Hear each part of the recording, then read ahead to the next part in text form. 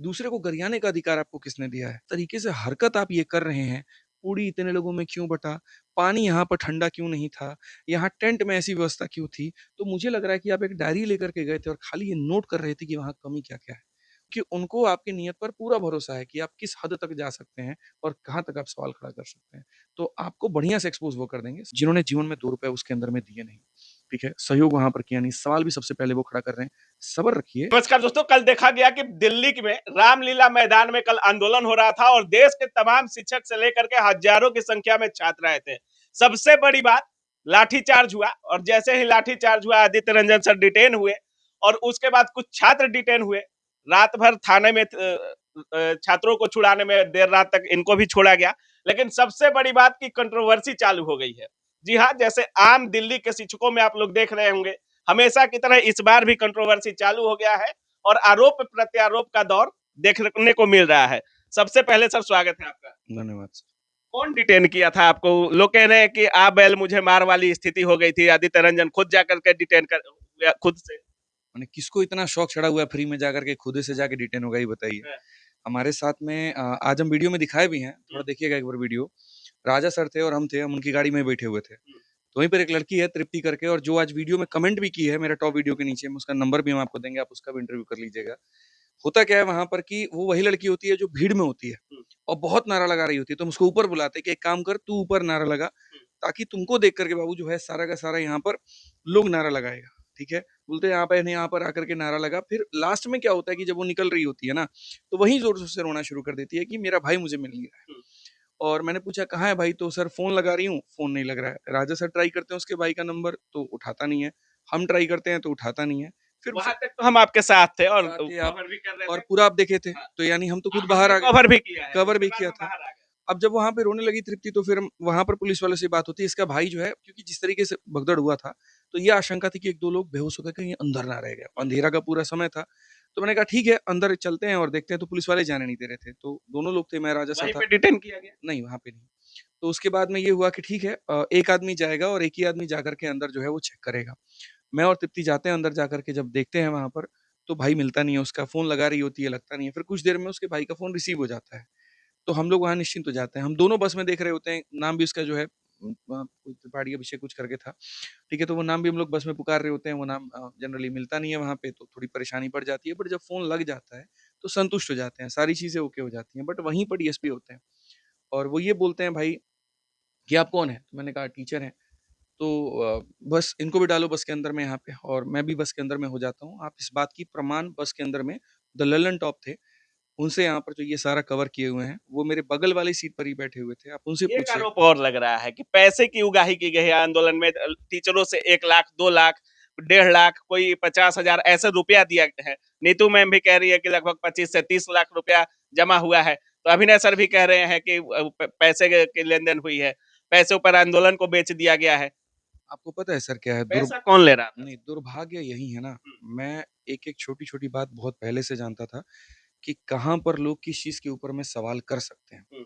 तो जो हमारे साथ राजा सर गाड़ी में बैठे थे, प्रशांत सर थे, तो मैंने दोनों से कहा था कि जितने भी खर्चे लग रहे हैं, उन सब का एक ऐसा हिसाब बनाना कि जिसमें दुकान का पूरा-पूरा बिल हो, उसका नंबर हो, उसका नाम हो, ठीक है?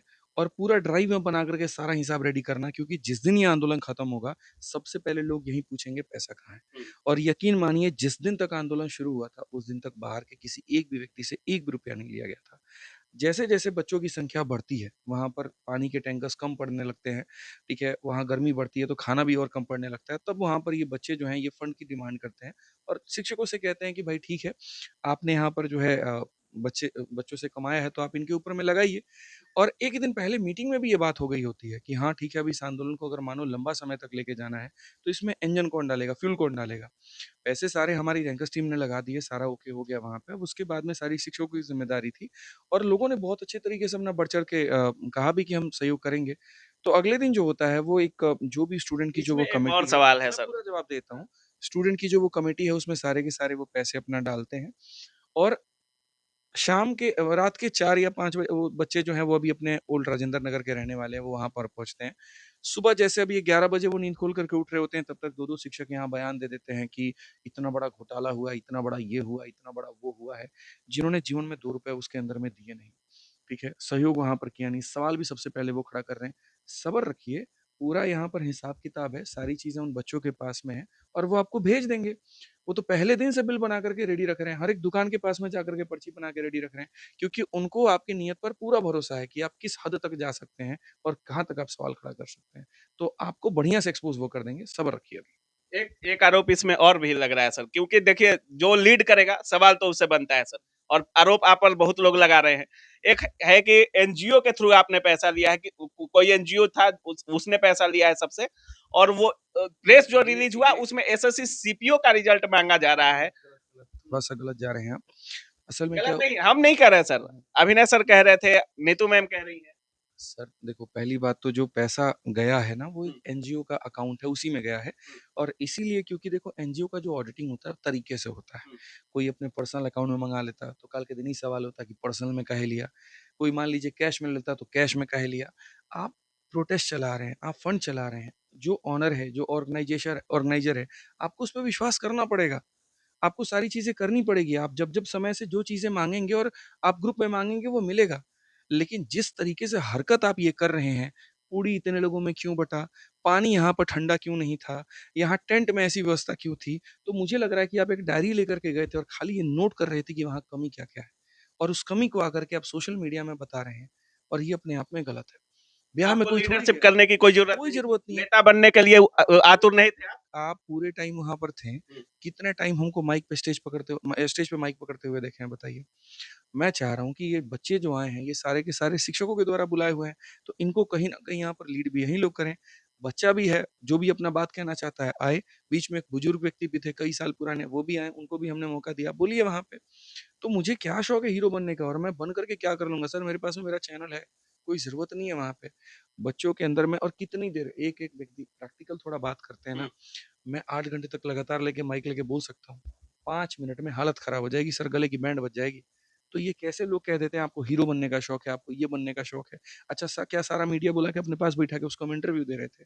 मीडिया थी, हर टीचर के पास जा रही थी, हर किसी से बात कर रही थी और यही मेरा उद्देश्य था कि हर टीचर को बोलने का मौका मिले, हर टीचर सरकार तक अपनी बात पहुँचा पाए, ताकि बार-बार जो ये एसएससी में चेयरमैन साहब ये बोल देते हैं, ये 4-5 टीचर का अपना धंधा जो चलाना है, इसी वजह से ये लोग बच्चे को एजिटेट करता है, तो वो बार-बार सवाल ना हो।